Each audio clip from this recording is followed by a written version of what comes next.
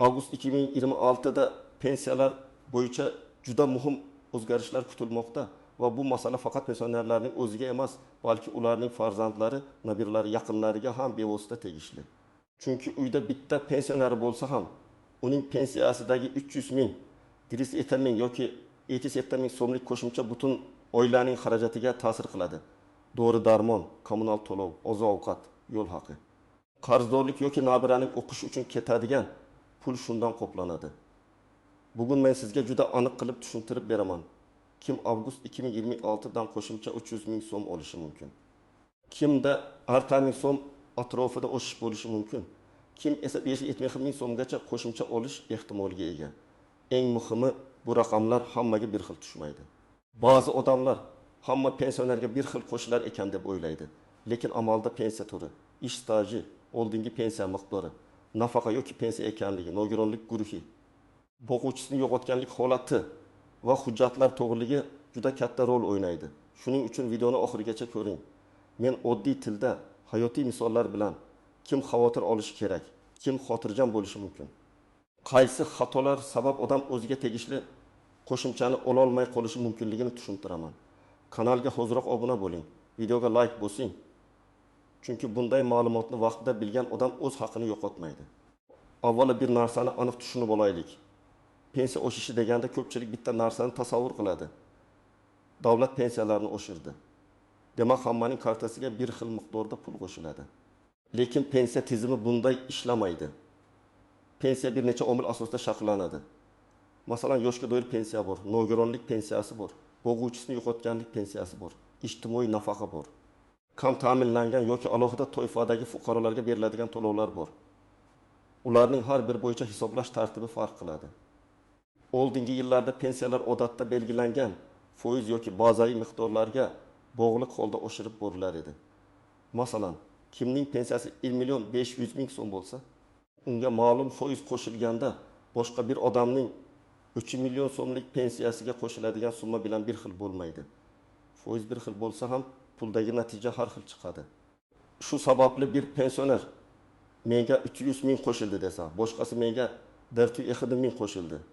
Yana boshqasi menda 570 mingga yaqin oshdi deyishi mumkin. Bu yerda gap kimdir ko'proq hurmat qilindi, kimdir kamroq ko'rildi degani emas. Hisob kitob bazasi boshqacha. Endi avgust 2026 masalasiga kelsak, bu davrga oid gaplarda eng ko'p uchrayotgan savol shunday: aynan kimlar qo'shimcha pul ko'radi? Men ekspert sifatida buni shunday tushuntiraman.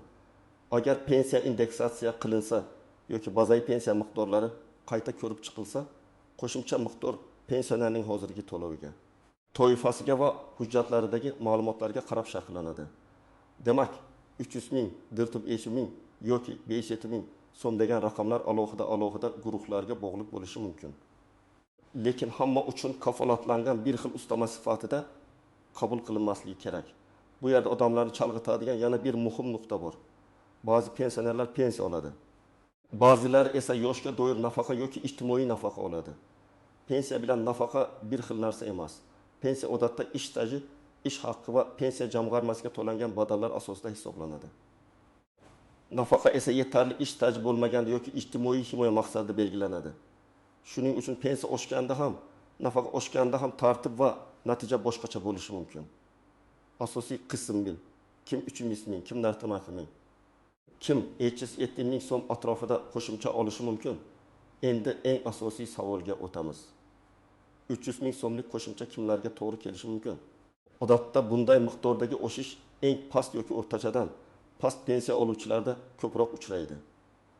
Masalan, bir onaxon 2026 yil yozigacha 1 million 700 ming so'm atrofida yoshga doir pensiya olayotgan bo'lsa, indeksatsiya natijasida uning pensiyasi 2 million so'mga yaqinlashishi mumkin.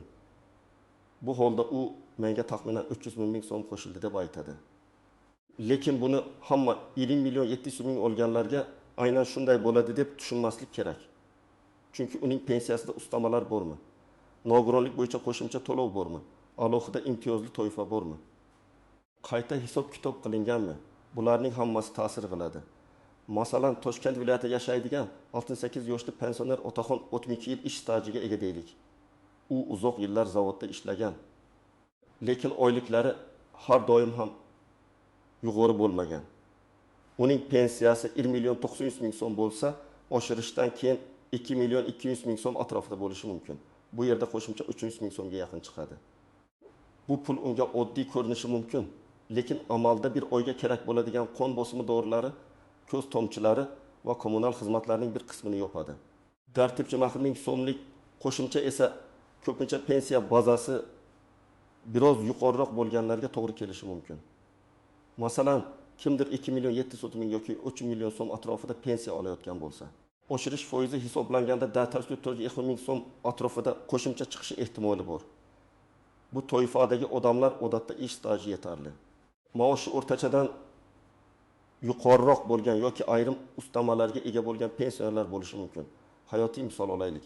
Samarqandda yashovchi 63 yoshli ayol 35 yil maktabda o'qituvchi bo'lib ishlagan. Ish staji yaxshi. Hujjatlari to'liq. Pensiyasi 2 million 900 ming so'm. Agar umumiy oshirish mexanizmi uning pensiyasiga nisbatan hisoblangan bo'lsa, u avgustdan keyin 3 million 200 ming so'm atrofida olishi mumkin. Natijada qo'shimcha 1 ming so'mga yaqin bo'ladi. Bu pul unga nima beradi? Masalan, bozordagi asosiy oziq-ovqatlar, un, yog', guruch, go'shtning bir qismini yoki elektr, gaz, suv, internet va telefon xarajatlarini qoplaydi. Ya'ni bu shunchaki raqam emas, kundalik hayotdagi yengillik. Endi 5-7 ming so'mgacha qo'shimcha kimlarga tegishi mumkin? Bunday oshish odatda pensiyasi nisbatan yuqoriroq bo'lgan, ish staji uzoq, oldingi ish haqi yuqori hisoblangan yoki maxsus ustamalarga ega bo'lgan pensionerlarda kuzatilishi mumkin. Masalan, sobiq muhandis, shifokor, oliy ta'lim muassasasida ishlagan professor, uzoq yillik davlat xizmatchisi yoki ishlab chiqarish korxonasida yuqori malakali mutaxassis bo'lgan odamning pensiyasi 3 million 500 ming so'm yoki undan yuqoriroq bo'lsa, oshirish natijasida BJ bitimli 570 ming so'm atrofida qo'shimcha chiqishi mumkin. Masalan, Farg'onada yashovchi 7 ming yoshli otaxon 2 yil mehnat qilgan, o'z vaqtida yuqori razryadli muhandis bo'lgan. Uning pensiyasi 3 million 600 ming so'm bo'lsa, qayta indeksatsiyadan keyin 4 million 170 ming so'm atrofida bo'lishi mumkin. Bunda qo'shimcha 570 ming so'mga yaqin chiqadi. Lekin yana takrorlayman. Bu raqam faqat shunga o'xshash hisob bazasiga ega bo'lganlarga tegishli bo'ladi. Agar kimningdir pensiyasi 1 million 300 ming bo'lsa, u 570 ming qo'shimcha kutsa, keyin hafsalasi pir bo'lishi mumkin. Eng avvalo hujjatlari to'liq bo'lgan, pensiya olishi to'g'ri rasmiylashtirilgan, plastik kartasi faol, bank ma'lumotlari yangilangan pensionerlar odatda xotirjam bo'lishi mumkin. Chunki pensiya oshishi avtomatik tarzda amalga oshiriladigan holatlarda odam har oy pensiya jamg'armasiga borib ariza yozish shart bo'lmaydi. Agar umumiy indeksatsiya bo'lsa, tizim o'zi hisoblaydi va yangi miqdorni to'lovga chiqaradi. Lekin xavotir olish kerak bo'lgan guruhlar ham bor. Birinchi guruh pensiyasi noto'g'ri hisoblangan deb o'ylaydiganlar. Masalan, men 7 yil ishlaganman, lekin pensiyam qo'shnimnikidan kam deydiganlar ko'p. Bu har doim xato degani emas. Chunki ish staji bilan birga ish haqi ham muhim. Lekin ayrim hollarda arxiv ma'lumotlari kiritilmagan, mehnat daftarchasidagi bir davr hisobga olinmagan, tashkilot nomi o'zgargani sabab hujjat yetarli ko'rilmagan bo'lishi mumkin. Ikkinchi guruh pensiyaga chiqqandan keyin ham ishlagan, lekin qayta hisob-kitob so'ramaganlar. Ayrim hollarda pensioner pensiyaga chiqqandan keyin yana bir necha yil ishlaydi. U odam o'ylaydi, men ishladim, demak pensiyam o'z-o'zidan oshadi. Amalda esa ayrim qayta hisoblash holatlarida ariza, ma'lumotnoma yoki elektron tizimdagi tasdiqlar kerak bo'lishi mumkin. Shuning uchun ishlagan yillaringiz pensiya hisobida aks etganmi, tekshirtirib qo'yish foydali. Uchinchi guruh bank kartasi muddati tugagan, bank rekvizitlari o'zgargan yoki yashash manzili almashgan pensionerlar. Pul hisoblangan bo'lsa ham to'lovda kechikish bo'lishi mumkin. Ayniqsa qishloq joylarda ba'zi onaxon otaxonlar kartaning muddati tugaganini bilmay yuradi. Keyin pensiyam tushmadi deb xavotir qiladi. Aslida muammo oshirishda emas, bank ma'lumotlarida bo'lishi mumkin. 4-guruh ijtimoiy nafaqa oluvchilar. Ular pensiya oshishi haqidagi xabarni eshitib, menga ham xuddi shuncha qo'shiladimi deb so'raydi. Bu yerda ehtiyot bo'lish kerak. Nafaqa miqdorlari alohida tartib bilan belgilanadi. Agar qarorda nafaqa oluvchilar ham qamrab olingan bo'lsa, oshish bo'ladi. Agar faqat pensiyalar indeksatsiyasi nazarda tutilgan bo'lsa, nafaqa oluvchilarda boshqacha raqam chiqishi mumkin. Birinchi nozik jihat, qo'shimcha pul degani alohida konvertda beriladigan ustama emas. Ko'p odam 300 ming qo'shimcha berilar ekan. Demak, eski pensiyam alohida, qo'shimcha alohida tushadi deb o'ylaydi. Odatda bunday bo'lmaydi. Pensiya miqdori qayta hisoblanadi va umumiy summa sifatida kartaga tushadi.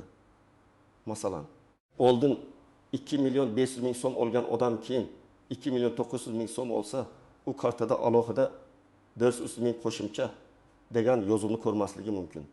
Shunchaki umumiy tushum ko'payadi. Ikkinchi nozik jihat. Ham oyda bir xil sanada pul tushmasligi mumkin.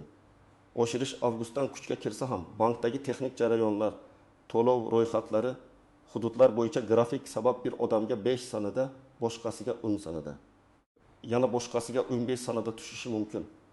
Bu menga bermadi degani emas. Avval o'z to'lov jadvalingizni, bank SMS xabarini, pensiya jamg'armasi bo'limidagi ma'lumotni tekshirish kerak. Uchinchi nozik jihat. Qarzdorlik va ushlab qolishlar. Ayrim pensionerlarning pensiyasidan aliment, kredit, sud qarori yoki boshqa majburiy ushlab qolishlar bo'lishi mumkin. Bunday holatda pensiya oshgan bo'lsa ham kartaga tushadigan sof pul kutilgandan kam ko'rinadi. Masalan, pensiya DTMX mingga oshdi, lekin undan ma'lum foiz qarzdorlikka ushlab qolindi. Pensioner esa menga DTMX ming qo'shilmadi deb o'ylaydi. Shuning uchun ushlab qolishlar bor yo'qligini aniqlash zarur. 4-chi nozik jihat. Nogironlik guruhi o'zgargan bo'lsa, to'lov ham o'zgarishi mumkin. Masalan, odam ilgari 2 guruh nogironlik bo'yicha pensiya olgan. Keyin tibbiy mehnat ekspert komissiyasi natijasida guruh o'zgargan yoki muddat uzaytirilmagan. Bu pensiya miqdoriga ta'sir qiladi. Shuning uchun nogironlik pensiyasi oluvchilar hujjat muddatlariga juda e'tiborli bo'lishi kerak. Birgina kechikkan ma'lumotnoma sabab to'lov to'xtab qolishi yoki qayta ko'rib chiqilishi mumkin. 5-chi nozik jihat, bo'g'uvchisini yo'qotganlik pensiyasida oluvchilar soni muhim. Masalan, bir oilada boquvchisini yo'qotganlik pensiyasini 2 nafar voyaga yetmagan bola olayotgan bo'lsa, keyin ulardan biri 12 yoshga to'lsa yoki o'qishni davom ettirayotganini tasdiqlovchi hujjat bermasa, umumiy to'lov o'zgarishi mumkin. Shuning uchun bu turdagi pensiyada oshadi degan gapni eshitganda, oiladagi oluvchilar soni, o'qish joyidan ma'lumotnoma, yosh chegarasi kabi masalalarni ham tekshirish kerak. 6-chi nozik jihat. Ish stajini tasdiqlovchi arxiv hujjatlari. Ko'pchilik pensiyaga chiqqanida o'sha eski zavod yopilib ketgan, endi baribir topilmaydi deb qo'l siltaydi. Lekin arxivdan ma'lumot topilsa, ayrim yillar qo'shilishi mumkin. Bu esa pensiya miqdoriga ta'sir qiladi. Ayniqsa 1990 yillar, 2000 yillar boshida ishlagan, tashkiloti qayta nomlangan yoki tugatilgan odamlar hujjatini tekshirtirish kerak.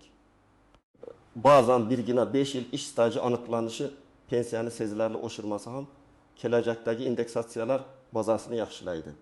Birinchi qadam, o'zingizning hozirgi pensiya miqdoringizni aniq yozib qo'ying. Taxminan 2 million olaman degan javob yetarli emas. Bank SMS xabarini ko'ring, ilova orqali oxirgi tushumlarni tekshiring yoki bankdan ma'lumot oling. Chunki avgustdan keyingi oshishni bilish uchun oldingi aniq summani bilish kerak. Masalan, iyulda 2 million 130 ming tushgan bo'lsa, avgustda 2 million taqin ming tushsa, siz real qo'shimchani hisoblay olasiz. Ikkinchi qadam. Pensiya turini aniqlang. Siz yoshga doira pensiya olasizmi? Nogironlik pensiyasimi, boquvchisini yo'qotganlik pensiyasimi yoki ijtimoiy nafaqami?